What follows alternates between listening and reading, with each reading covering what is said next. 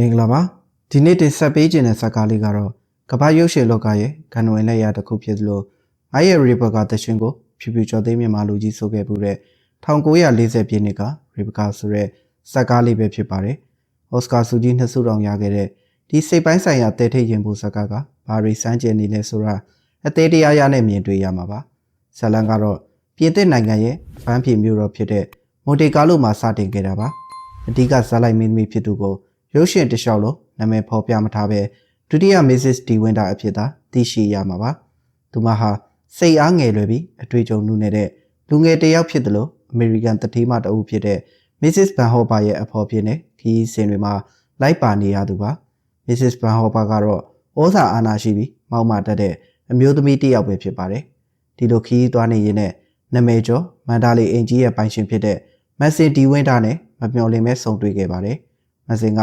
သူ့ရဲ့ပထမဆုံးဇနီးရီဘကာရေနစ်ပြီးဆုံးသွားလို့ဝမ်းနဲ့ပူဆွေးနေတဲ့မုတ်ဆိုးဖို့တူပါရီဘကာရဲ့ကွယ်လွန်ခြင်းကတစ်နှစ်တောင်မပြည့်သေးပါဘူးမဆင်ကအသက်ကြီးပြီးအချိန်မရှိတဲ့ Mrs. Van Hopper ရဲ့လက်အောက်ကရုံထွက်ချင်နေတဲ့ဒီကောင်မလေးကိုမြ мян ဆန်ဆန်ပဲလက်ထပ်ဖို့ဆုံးဖြတ်လိုက်ပါတယ် Mrs. Van Hopper ရဲ့ကန့်ကွက်မှုတွေအံ့ဩမှုတွေကြားကနေသူတို့နှစ်ယောက်လက်ထပ်ပြီးတဲ့နောက်မှာဒီကောင်မလေးကဒုတိယ Mrs. D Winter အဖြစ်နဲ့အင်္ဂလန်ကွန်ဝါမှာရှိတဲ့မဇင်းရဲ့ဘိုးဘွားပိုင်ဆန်အင်ကြီးမန္တလေးကိုခေါ်ဆောင်ခြင်းခံခဲ့ရပါတယ်။မန္တလေးအင်ကြီးကကြီးကျယ်ခမ်းနားပြီးတဘာဝအလှပတွေနဲ့ပြည့်စုံနေတဲ့နေရာတစ်ခုပါ။ဒါပေမဲ့ဒုတိယဒီဝင်တာအတွက်ဒီအင်ကြီးတွေကိုခြေချလိုက်တဲ့အချိန်ကစလို့အေးဆက်ဆက်နဲ့လိုဝက်စမ်းကျဲတဲ့လေတူတစ်ခုကိုခန်းစားလိုက်ရပါတယ်။ဒီအင်ကြီးတစ်ခုလုံးကကွယ်လွန်သွားတဲ့ရီဘကာရဲ့အရေးအယောင်တွေနဲ့လုံးဝလွှမ်းမိုးနေတာကိုတွေ့လိုက်ရပါတယ်။ရီဘကာကအပြင်ဘက်ကကြည့်ရင်လှပတဲ့ဆွဲဆောင်မှုရှိတဲ့ပြည့်စုံတယ်လို့လူတိုင်းကချီးကျူးထားတဲ့အင်ရှင်မတယောက်ရဲ့အရေးချင်းတွေနဲ့ပြည့်စုံသူပါသူမရဲ့ဂုဏ်သတင်းကြော်စောမှုအရှိန်အဝါနဲ့ပြည့်စုံတဲ့ပုံရိပ်တွေကမန္တလေးရဲ့နေရန်တိုင်းမှာဆွဲတင်နေပြီးဘလို့မှဖယ်ရှားမပြစ်နိုင်ပါဘူးအင်ကြီးရဲ့အုပ်ချုပ်ရေးကိုတာဝန်ယူထားရသူကတော့ Mrs. Tamba ဆိုတဲ့အိမ်တော်ထိပ်မှာတမ်ဘာကရီဘကာအပေါ်မှာတစ္ဆာဆောင်တည်သူတယောက်ဖြစ်ပြီးရီဘကာတည်ဆုံးသွားတာကိုလည်းလုံးဝလက်မခံနိုင်သေးတဲ့သူပါ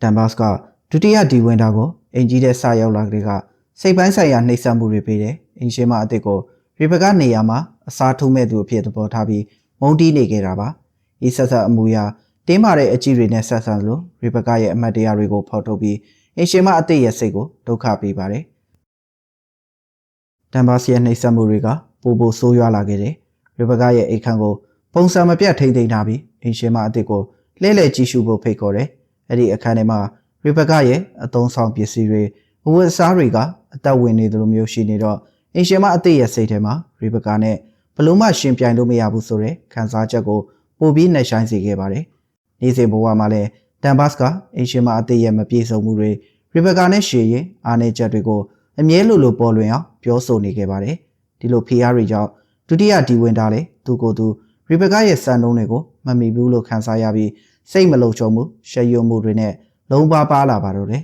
။တစ်ဖက်မှာလည်းခင်ပွန်းတဲ့မက်ဆင်ကတခါတလေမှအရန်ကျင်လာတတ်ပေမဲ့တခါတရံမှာမမျော်လင့်မဲ့စိတ်ဆိုးဒေါသထွက်တာစိတ်ပူပန်မှုတွေနဲ့ပြင်းထန်နေတာကြောင့်သူယောက်ျားကိုနားလည်အောင်ကြိုးစားရင်စိတ်ရှုပ်ထွေးမှုတွေပိုများလာခဲ့ပါတယ်။သူမအနေနဲ့မက်ဆင်ကရီဘက်ကာကိုအခုထိချစ်နေသေးတယ်လို့ထင်ပြီးတယောက်တည်းစိတ်သောကရောက်နေခဲ့ရတယ်။မန္တလေးအင်ကြီးရဲ့နှစ်စဉ်ကျင်းပနေကြကာပွဲတစ်ခုရောက်လာတဲ့အခါဒုတိယဒီဝင်တာကဒီပွဲမှာအင်ရှင်မတယောက်ရဲ့အခန်းကဏ္ဍကိုကောင်းကောင်းမွန်မွန်ထမ်းဆောင်နိုင်ဖို့မျှော်လင့်နေခဲ့ပါတယ်။အဲ့ဒီလိုအစီအစဉ်တွေပြင်ဆင်နေချိန်မှာပဲတမ်ဘတ်ကသူ့ရဲ့အကြံဆိုတွေကိုစတင်အကောင့်ထဲပေါ်ပါတော့တယ်။အင်ရှင်မအစ်စ်ကိုရှေးဟောင်းပစ္စည်းတွေထားတဲ့အခန်းထဲကပုံတူပကြီးကားတစ်ချက်မှာအမျိုးသမီးတဦးဝတ်ဆင်ထားတဲ့ရှေးဟောင်းအဝတ်စားပုံစံအတိုင်းဝတ်ဆင်ဖို့အကြံပေးခဲ့တယ်။ဒုတိယ Mrs. D Winter ကတော့ရိုးရိုးသားသားနဲ့တပုံစံနဲ့တူအောင်ချုပ်ဝတ်ပြီးပွဲထဲကိုဆင်းလာခဲ့လိုက်တယ်။ဒါပေမဲ့ဒီဝတ်စုံကရီဘကာမတီဆုံးခင်နောက်ဆုံးကျင်းပခဲ့တဲ့ကာပွဲညမှာဝတ်ဆင်ခဲ့တဲ့ဝတ်စုံအတိုင်းဖြစ်နေတာကိုအင်ရှင်မအစ်စ်ကတတိမထားမိခဲ့ပါဘူး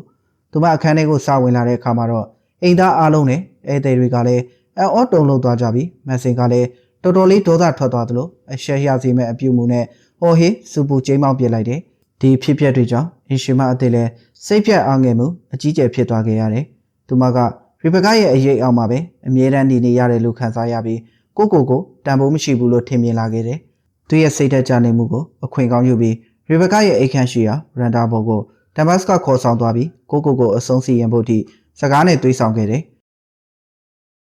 ကံကောင်းချင်တော့အဲ့ဒီအချိန်မှာပဲပင်လယ်ဘက်ကနေအကူကြီးတောင်းတဲ့ဆက်သွယ်မှုတစ်ခုရုတ်တရက်ပေါ်လာလို့အိမ်ထဲကလူတွေအားလုံးလည်းအပြင်ကိုအာရုံပြောင်းသွားပြီးအိမ်ရှင်မအစ်စ်လည်းအသက်ဘေးကလွတ်မြောက်သွားခဲ့တယ်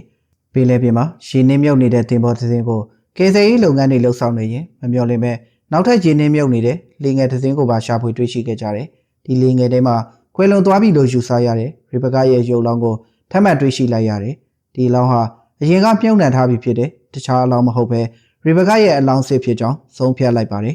ဒီအဖြစ်အပျက်ဟာရီဘကာတည်ဆုံမှုကရိုးရိုးရေနဲ့တည်တဲ့အမှုမဟုတ်ဘူးဆိုတာကိုရှင်းရှင်းလင်းလင်းသိသာစေပြီးရဲတွေဘက်ကလည်းစုံစမ်းစစ်ဆေးမှုတွေစတင်ခဲ့ကြတယ်ဒီလိုအခြေအနေမှာပဲမက်ဆင်ကသူ့ရဲ့ဇနီးတစ်ကိုခေါ်ပြီးအမှန်တရားကိုဖွင့်ဟဝန်ခံလိုက်တယ်မက်ဆင်က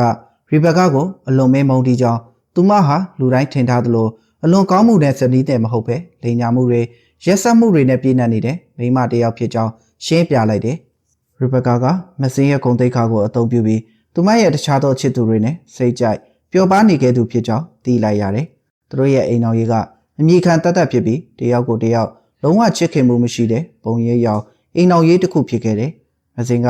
ရီဘကာရဲ့ရက်စက်တဲ့အပြုအမူတွေကိုခံစားနေခဲ့ရပြီးသူ့ရဲ့ဘဝကိုဒီလိုမချစ်မနစ်တတ်တဲ့ဇနီးတဲ့ရဲ့လွှမ်းမိုးမှုအောက်မှာအကျေးကျနေခဲ့သူတယောက်ပဲဖြစ်တယ်မက်ဆင်ကရီဘကာကိုရေမတော်တဆဖြစ်ပြီးတည်ဆုံးစေခဲ့တာမဟုတ်ပဲသူကိုယ်တိုင်တတ်ခဲ့တာဖြစ်ကြောင်းဝန်ခံလိုက်တယ်ရီဘကာမတည်ဆုံးခင်ညမှာကိုဝန်ရှိနေကြောင်းနဲ့ဒီကလေးဟာမက်ဆင်ရဲ့ကလေးမဟုတ်ပေမဲ့မက်ဆင်ကိုအဖေဖြစ်နဲ့အတင်းကျပ်လက်ခံခိုင်းမယ်ဆိုပြီးစိန်ခေါ်ခဲ့တယ်ဒီလိုစိတ်ပိုင်းဆိုင်ရာအနိုင်ကျင့်မှုတွေကြောင့်မက်ဆင်လည်းဒေါသအလျောက်တနက်နဲ့ပြစ်တက်လိုက်မိကြောင်းပြီးတော့လောင်းကိုလှေပေါ်တင်ပြီးပင်လယ်ထဲမှာနှိမ့်မြုပ်ခဲ့တာကိုရီဘကာကရေမတော်ဆဆမှုနဲ့တည်ဆုံသွားတာပါလို့ဟန်ဆောင်ဖန်တီးခဲ့ကြောင်းအသေးစိတ်ရှင်းပြလိုက်တယ်ဒီလိုဖွင့်ဟဝန်ခံမှုကြောင့်ဒုတိယမစ္စစ်စတီဝင်နာလည်းတော်တော်လေးထိတ်လန့်သွားပေမဲ့မက်ဆင်ကရီဘကာကိုမချစ်ခဲ့ဘူးသူမရဲ့အရေးရောက်မှမရှိတော့ဘူးဆိုတော့အမှန်တရားကိုသိလိုက်ရတဲ့အတွက်စိတ်သက်သာရာရသွားခဲ့တယ်သူရဲ့စိတ်မလုံခြုံမှုတွေပျောက်ကွယ်သွားပြီးရီဘကာရဲ့အရေးရောက်တွေကိုစွန့်လွတ်လိုက်ရတယ်လို့မက်ဆင်ကိုကယ်တင်ဖို့အတွက်လည်းခိုင်မာတဲ့ဆုံးဖြတ်ချက်ကိုချပြလိုက်တယ်ရဲတပ်ဖွဲ့ရဲ့စုံစမ်းစစ်ဆေးမှုတွေပြင်းထန်လာတဲ့အခါမှာရီဘကာရဲ့ချစ်သူချက်ကမက်ဆင်ကိုလူတက်မှုနဲ့တရားစွဲဖို့ကြိုးစားနေခဲ့တယ်ဒီလိုစစ်ဆေးမှုတွေအတွင်းမှာဒုတိယမစ္စစ်စတီဝင်တာကသူ့ယောက်ျားအတွက်အမှန်တရားကိုဖော်ထုတ်ဖို့ကြိုးစားနေခဲ့တယ်ရီဘကာမတည်ဆုံးခင်လန်ဒန်မှာဆရာဝန်နဲ့ပြသခဲ့မှုတဲ့ဆိုတဲ့အချက်ကိုတွေ့ရှိသွားခဲ့တယ်ရီဘကာရဲ့ဆရာဝန်ကိုချပြီးစကားပြောကြည့်လိုက်တော့မှရီဘကာကကင်ဆာရောဂါရဲ့နောက်ဆုံးအဆင့်ကိုရောက်နေပြီးရပ်ပိုင်းလောက်ပဲအသက်ရှင်တော့မယ်ဆိုတဲ့အမှန်တရားကိုသိလိုက်ရတယ်ဒီအချက်ကအရာအလုံးကိုပြောင်းလဲစေခဲ့တယ်ရီဘကာကနာကျင်မှုတွေဆုံးရှုံးမှုတွေမခံစားရအောင်ကိုအဆုံးစီရင်ဖို့ဆုံးဖြတ်ခဲ့တာဖြစ်နိုင်တယ်ဒါမှမဟုတ်သူမကမက်ဆင်ကိုတတ်ခိုင်းပြီးယောက်ျားဖြစ်သူရဲ့ဘဝကိုဖျက်ဆီးပစ်ခြင်းနဲ့စိတ်ပိုင်းဆိုင်ရာကလစားချေခြင်းခဲ့တာဖြစ်နိုင်တယ်လို့ယူဆစရာတွေဖြစ်လာခဲ့တယ်။ပြည်သူ့ပင်ဆိုစီကမှုရဲတပ်ဖွဲ့ကတော့ရီဘကာရဲ့တည်ဆုံမှုဟာလူတက်မှုမဟုတ်ပဲကိုအဆုံးစီရင်ခြင်းဖြစ်ကြောင်းကောက်ချက်ချလိုက်ပြီးမက်ဆင်ကိုလည်းအမှုကနေကင်းလွတ်ခွင့်ပေးလိုက်တယ်။မက်ဆင်တို့လင်မယားနှစ်ယောက်လည်းစုံစမ်းစစ်ဆေးမှုတွေပြီးဆုံးတဲ့နောက်စိတ်အေးချမ်းသာနဲ့မန္တလေးအိမ်ကြီးကိုပြန်လာတဲ့အချိန်မှာမမျှော်လင့်တဲ့အဖြစ်အပျက်တစ်ခုကိုရင်ဆိုင်လိုက်ရတော့တယ်။ မစ္စစ်တမ်ဘာကအမှန်တရားကိုသိရှိပြီးတဲ့နောက်စိတ်ဓာတ်တွေကြပြီးလုံးဝယူသွတ်သွားခဲ့တယ်။ရီဘကာရဲ့အရေးအငွေ့သက်တွေအောက်မှာနှစ်ပေါင်းများစွာနှိမ့်မြုပ်နေခဲ့တဲ့မန္တလေးအိမ်ကြီးကိုဒေါသတကြီးနဲ့မီးရှို့ဖျက်ဆီးပစ်ခဲ့တာကိုတွေ့လိုက်ရတယ်။ရီဘကာရဲ့အမှတ်တရတွေအငွေ့သက်တွေနဲ့တူမန္တလေးကြီးကိုဖျက်ဆီးပစ်ရင်မီလီယံတွေကြားတွေကတမ်ဘာကိုရိုင်းလည်းတည်ဆုံးသွားခဲ့တယ်။ဇက်သိန်းမှာတော့မက်ဆင်ဒီဝင်းတာနဲ့ဒုတိယမစ္စစ်ဒီဝင်းတာတို့နှစ်ယောက်ကမီးလောင်ပြားကျသွားတဲ့မန္တလေးအိမ်ကြီးကိုနောက်ချန်ထားခဲ့ပြီးသူတို့နှစ်ယောက်ထဲအတွက်အစပြုရာခရီးသစ်တစ်ခုကိုစတင်နိုင်ခဲ့ကြတယ်